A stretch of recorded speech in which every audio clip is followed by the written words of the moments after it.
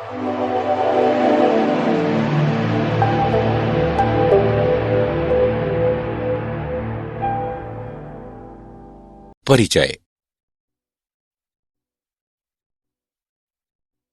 तुम इस सेल्फ में क्या ढूंढ रहे हो?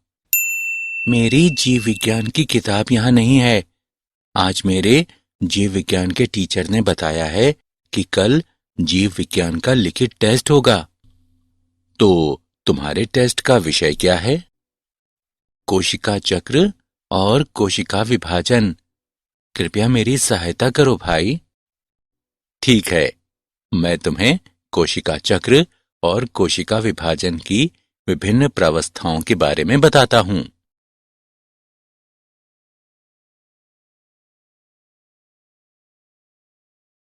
उद्देश्य।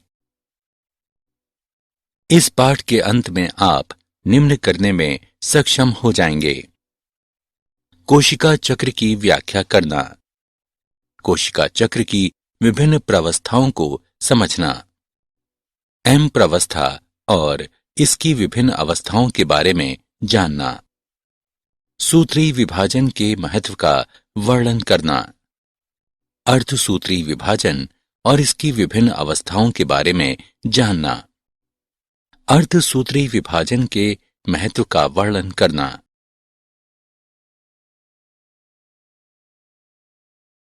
कोशिका चक्र क्या है? कोशिका जीवन की संरचनात्मक और कार्यात्मक इकाई है।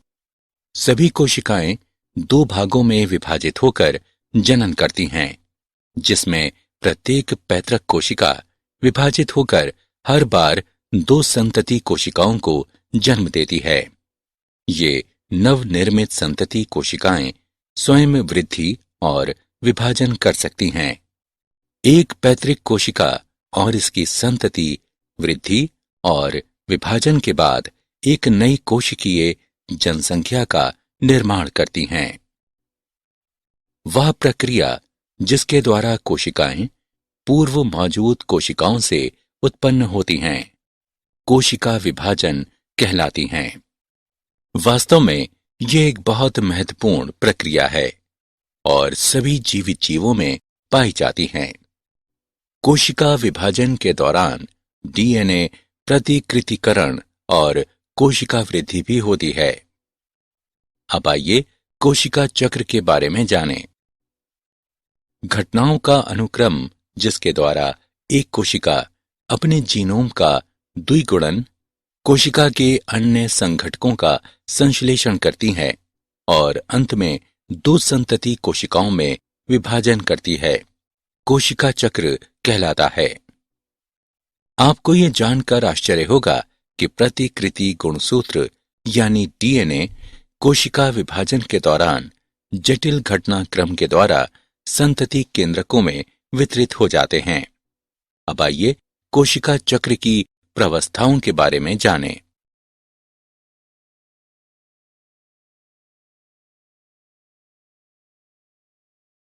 कोशिका चक्र की प्रावस्थाएं। कोशिका चक्र को दो मूल प्रावस्थाओं में विभाजित किया गया है, अंतरावस्था और एम प्रावस्था या सूत्री विभाजन। एम प्रावस्था उस प्रावस्था को व्यक्त करती हैं जब वास्तविक कोशिका विभाजन या सूत्री विभाजन होता है, और अंतरावस्था दो क्रमिक एम प्रावस्थाओं के बीच की अवस्था को व्यक्त करती हैं। एम प्रावस्था का आरंभ केंद्रक विभाजन से होता है, जो कि संगत संतति गुणसूत्र के पृथक्करण यानी कैरियोकाइनेसिस के समतुल्य होता है, और इसका अंत प्रायः कोशिका द्रव्य के विभाजन यानी साइटोकाइनेसिस के साथ होता है। अंतरावस्था को विश्राम प्रावस्था भी कहते हैं। इस दौरान कोशिका क्रमबद्ध तरीके से कोशिका वृद्धि और डीएनए प्रतिकृतिकरण करके विभाजन के लिए तैयार होती है। पहले आइए अंतरावस्था की विभिन्न अवस्थाओं के बारे में जानें। अंतरावस्था को आगे तीन प्रावस्थाओं में विभाजित किया गया है। G1 प्रावस्था या गैप 1, एस प्रावस्था या संश्लेषण प्रावस्था, G2 प्रावस्था या गैप 2। अब आइए प्रत्येक के बारे में विस्तार से जानें।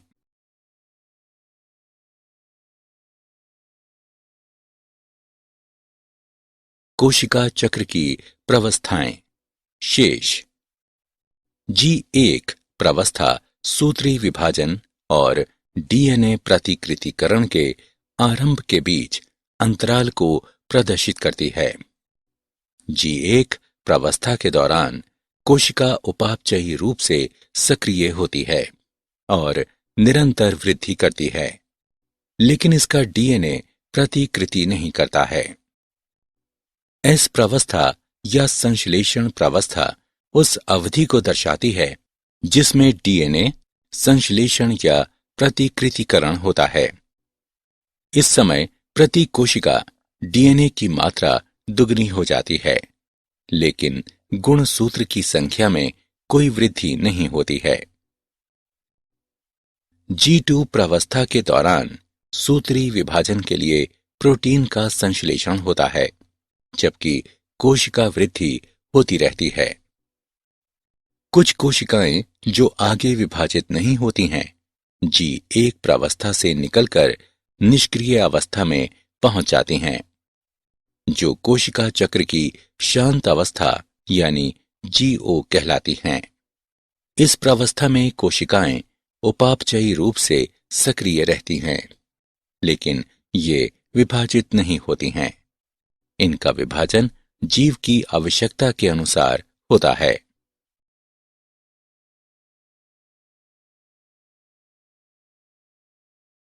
एम प्रावस्था और इसकी अवस्थाएं। एम प्रावस्था सूत्री विभाजन भी कहलाती है, क्योंकि जनक और संतति कोशिकाओं में गुणसूत्रों की संख्या बराबर होती है, इसलिए ये समविभाजन भी कहलाती है। सूत्री विभाजन को निम्नलिखित 4 अवस्थाओं में विभाजित किया गया है: पूर्णावस्था, मध्यावस्था, पश्चावस्था और अंत्यावस्था। आइए इनके बारे में विस्तार से जानें। पूर्णावस्था। सूत्री विभाजन की पहली अवस्था पूर्वावस्था है। ये अंतरावस्था के एस और G2 प्रावस्था के बाद की अवस्था है। एस और G2 प्रावस्था में नए डीएनए अणु बनते हैं और आपस में गुंथे होने के कारण स्पष्ट नहीं होते हैं। पूर्वावस्था के पूर्ण होने के दौरान जो महत्वपूर्ण घटनाएं होती हैं, उनकी निम्न विशेषताएं हैं। गुणसूत्रीय द्रव्य संघनित होकर ठोस समसूत्री गुणसूत्र बन जाता है। गुणसूत्र 2 अर्ध गुणसूत्रों का बना होता है, जो आपस में सेंट्रोमियर यानी गुणसूत्र बिंदु से जुड़े रहते हैं। समसूत्री तर्कु। सूक्ष्म नलिकाओं के जमावड़े की प्रक्रिया आरंभ हो जाती है। कोशिका द्रव्य के ये प्रोटीन युक्त घटक इस प्रक्रिया में सहायता करते हैं।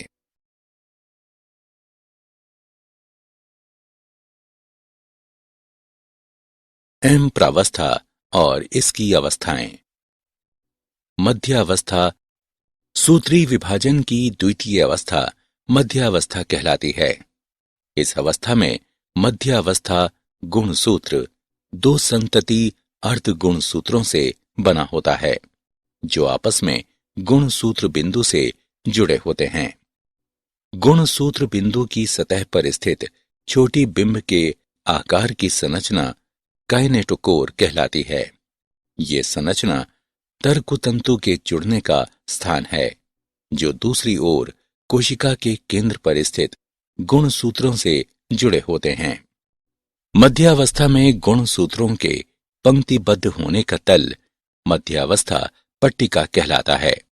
मध्यावस्था की मुख्य विशेषताएं हैं: तर्कतंतु गुणसूत्र के काइनेटोकोर से जुड़े रहते हैं।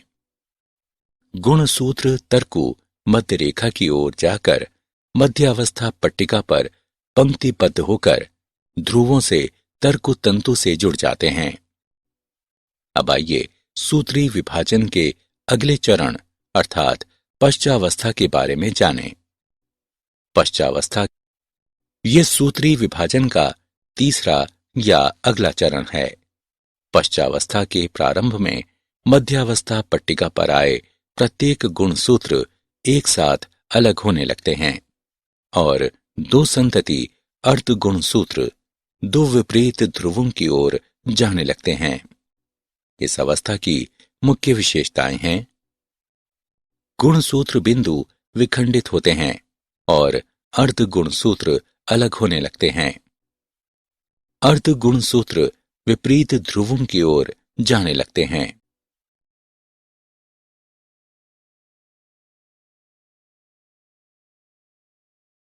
एम्प्रावस्था और इसकी अवस्थाएं। अगली अवस्था अंत्यावस्था है। ये निम्नलिखित मुख्य घटनाओं को दर्शाती है। गुणसूत्र विपरीत तर्कु ध्रुवों पर एकत्रित हो जाते हैं और उनकी पृथक तत्व के रूप में पहचान समाप्त हो जाती है।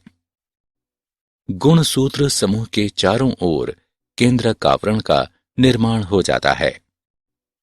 केंद्रिका, गोल्जिकाए और अंतर्द्रव्यी जालिका का पुनर्निर्माण हो जाता है।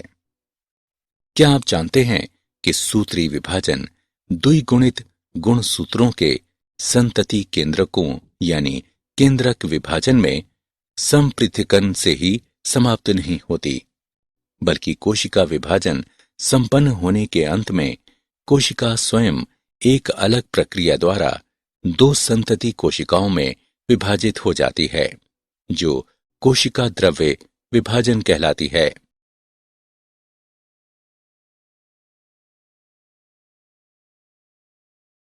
सूत्री विभाजन का महत्व। अब तक हमने सूत्री विभाजन की विभिन्न अवस्थाओं के बारे में जाना। अब आइए देखें कि सूत्री विभाजन का क्या महत्व है। सूत्री विभाजन का महत्व। सूत्री विभाजन में साधारणतया समान आनुवंशिक अवयव वाली द्विगुणित संतति कोशिकाएं बनती हैं। बहुकोशिकीय जीवों की वृद्धि सूत्री विभाजन के कारण होती है। कोशिका वृद्धि के परिणाम स्वरूप केंद्रक व कोशिका द्रव्य के बीच का अनुपात अव्यवस्थित हो जाता है। इसलिए ये आवश्यक हो जाता है कि कोशिका विभाजित होकर केंद्रक कोशिका द्रव्य के अनुपात को बनाए रखे। सूत्री विभाजन का बहुत महत्वपूर्ण योगदान कोशिका की मरम्मत करना है। अधिचर्म की ऊपरी सतह की कोशिकाएं, आहार नाल की भीतरी सतह की कोशिकाएं और रुधिर कोशिकाएं निरंतर प्रतिस्थापित होती रहती हैं।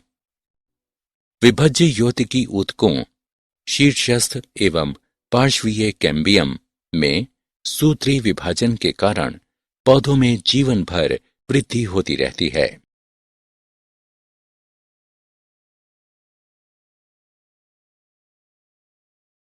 अर्धसूत्री विभाजन और इसकी अवस्थाएं। अब आइए अगले विषय अर्थात अर्धसूत्री विभाजन पर आते हैं। जैसा कि हम सभी जानते हैं कि लैंगिक जनन द्वारा संतति के निर्माण में दो युग्मकों का संलयन शामिल है, जिनमें अगुणित गुणसूत्रों का एक समूह होता है। युग्मक विशिष्ट द्विगुणित कोशिकाओं से निर्मित होते हैं। ये विशिष्ट प्रकार का कोशिका विभाजन, जिसके द्वारा बनने वाली अगुणित संतति कोशिकाओं में गुणसूत्रों की संख्या आधी हो जाती है। इस प्रकार का विभाजन अर्धसूत्री विभाजन कहलाता है। अर्धसूत्री विभाजन की मुख्य विशेषताएं निम्नवत हैं। अर्धसूत्री विभाजन में केंद्रक और कोशिका विभाजन के दो अनुक्रमिक चक्र शामिल होते हैं, जिसे अर्धसूत्री 1 और अर्धसूत्री 2 कहते हैं। लेकिन डीएनए प्रतिकृतिकरण का केवल एक चक्र पूर्ण होता है। इस अवस्था में पैतृक गुणसूत्रों के प्रतिकृति के साथ समान संतति अर्ध गुणसूत्र बनने के बाद अर्धसूत्री 1 अवस्था प्रारंभ होती है। अर्धसूत्री विभाजन में समजात गुणसूत्रों का युगलन एवं पुनर्योजन होता है। अर्धसूत्री 2 के अंत में 4 अगुणित कोशिकाएं बनती हैं। अर्धसूत्री विभाजन को निम्न अवस्थाओं में वर्गीकृत किया गया है।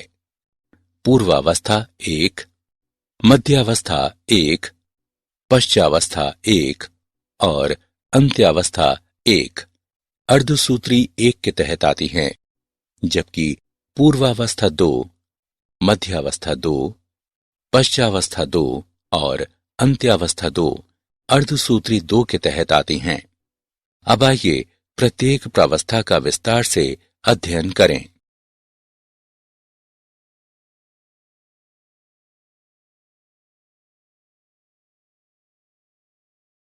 अर्धसूत्री विभाजन और इसकी अवस्थाएं। अर्धसूत्री 1 की प्रथम अवस्था पूर्वावस्था 1 है। ये सूत्री विभाजन की पूर्वावस्था की तुलना में बहुत लंबी और अधिक जटिल है। गुणसूत्रों के व्यवहार के आधार पर इसे आगे निम्न 5 प्रावस्थाओं में उपविभाजित किया गया है, अर्थात तनुपट्टे, युग्म पट्टे, स्थूल पट्टे, द्विपट्टे और पारगति क्रम। तनुपट्टे। प्रकाश सूक्ष्मदर्शी से देखने पर तनुपट्टे अवस्था के दौरान गुणसूत्र धीरे धीरे स्पष्ट दिखाई देने लगते हैं। गुणसूत्र का संहनन तनुपट्टे अवस्था के दौरान जारी रहता है। इसके बाद पूर्वावस्था 1 का द्वितीय चरण प्रारंभ होता है, जिसे युग्म पट्टे कहते हैं।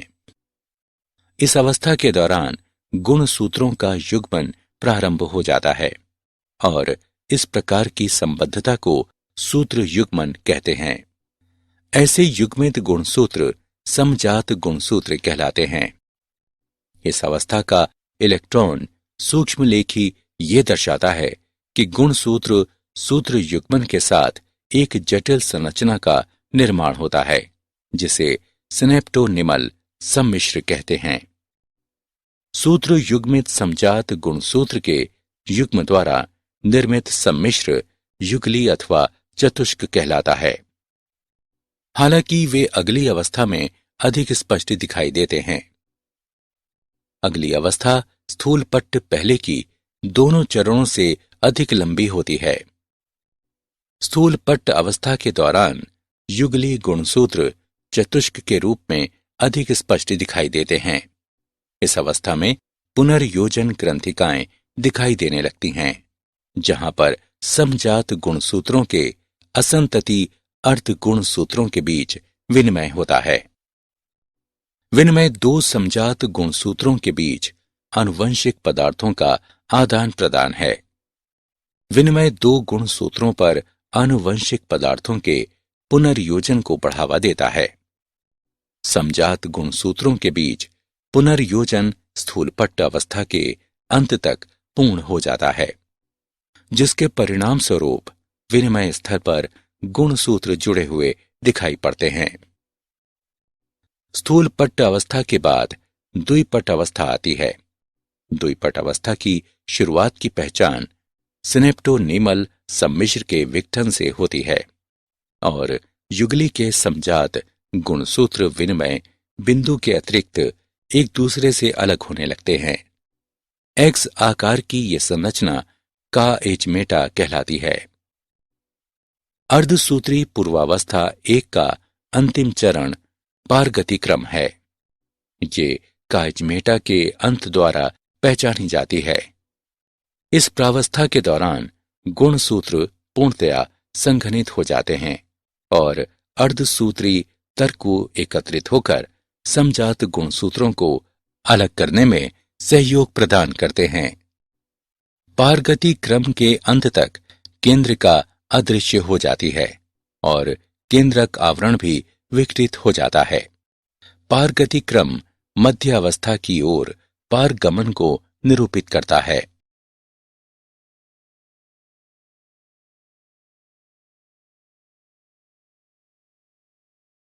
अर्धसूत्री विभाजन और इसकी अवस्थाएं। पूर्वावस्था 1 पूर्ण होने के बाद मध्यावस्था 1 आती है। इस अवस्था में युगली गुणसूत्र मध्य रेखा पट्टिका पर व्यवस्थित हो जाते हैं। विपरीत ध्रुवों के तर्कों की सूक्ष्म नलिकाएं समजात गुणसूत्र के जोड़ों से जुड़ जाती हैं।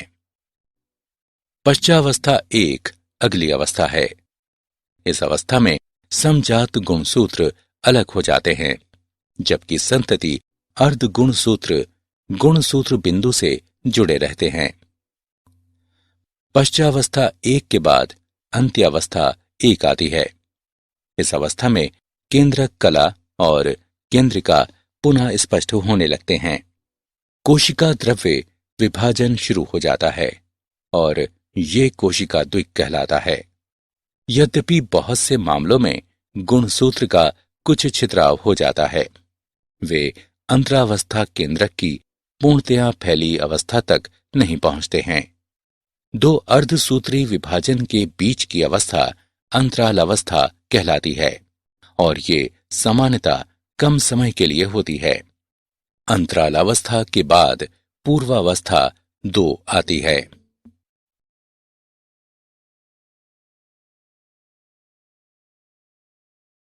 अर्धसूत्री विभाजन और इसकी अवस्थाएं। अर्धसूत्री विभाजन 2 सामान्यतः गुणसूत्र के पूर्ण लंबा होने से पहले कोशिका द्रव्य विभाजन के तत्काल बाद प्रारंभ होती है।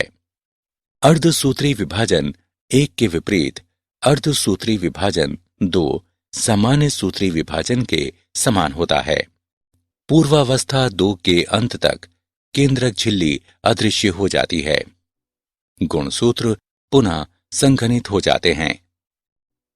पूर्वावस्था 2 के बाद मध्यावस्था 2 आती है।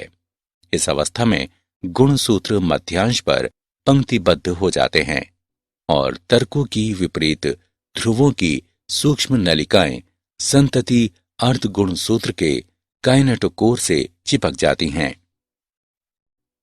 सूत्री विभाजन के समान मध्यावस्था 2 के बाद पश्चावस्था 2 आती है। पश्चावस्था 2 प्रत्येक गुणसूत्र के गुणसूत्र बिंदु के तत्काल अलग होने से शुरू होती है और गुणसूत्र कोशिका के विपरीत ध्रुवों की ओर चली जाती है। अर्धसूत्री विभाजन की अंतिम अवस्था अंत्यावस्था 2 है। इस अवस्था में गुणसूत्रों के 2 समूह एक बार पुनः एक केंद्रक आवरण में बंद हो जाते हैं। कोशिका द्रव्य विभाजन के बाद 4 अगुणित संतति कोशिकाओं का चतुष्टय बन जाता।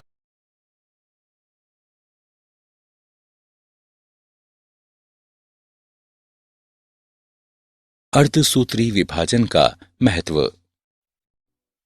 अब तक हमने अर्धसूत्री विभाजन 1 और अर्धसूत्री विभाजन 2 के विभिन्न चरणों के बारे में सीखा।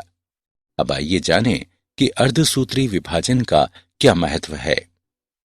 अर्धसूत्री विभाजन वो क्रिया है जिसके द्वारा लैंगिक जनन करने वाले जीवों की प्रत्येक जाति में विशिष्ट गुणसूत्र की संख्या संरक्षित रहती है।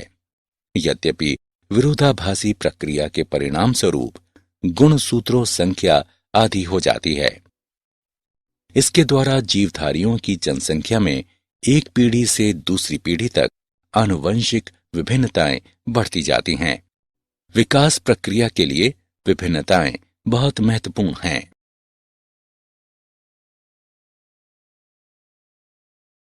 सारांश। आइए हमने जो कुछ सीखा है उसे संक्षेप में दोहराएं। घटनाओं का अनुक्रम जिसके द्वारा एक कोशिका अपने जीनोम का द्विगुणन कोशिका के अन्य संघटकों का संश्लेषण करती है और अंत में 2 संतति कोशिकाओं में विभाजन करती है, कोशिका चक्र कहलाता है। कोशिका चक्र के 2 मूल प्रावस्थाओं में विभाजित किया जाता है, अंतरावस्था और एम्प्रावस्था या सूत्री विभाजन। एम्प्रावस्था उस प्रावस्था को व्यक्त करती है जब वास्तविक कोशिका विभाजन या सूत्री विभाजन होता है और अंतरावस्था दो क्रमिक एम प्रावस्थाओं के बीच की अवस्था को व्यक्त करती है। अंतरावस्था को आगे 3 प्रावस्थाओं में विभाजित किया गया है।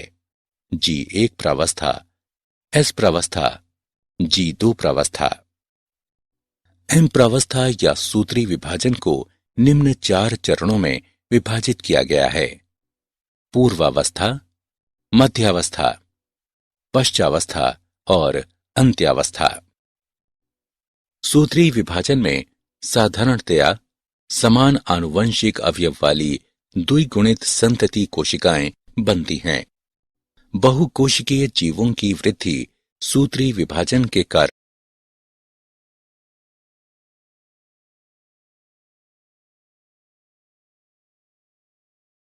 अर्धसूत्री विभाजन विशिष्ट प्रकार का कोशिका विभाजन है, जिसके द्वारा बनने वाली अगुणित संतति कोशिकाओं में गुणसूत्रों की संख्या आधी हो जाती है।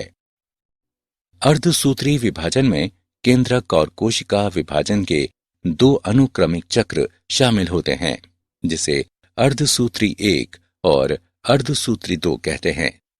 लेकिन डीएनए प्रतिकृतिकरण का केवल एक चक्र पूर्ण होता है।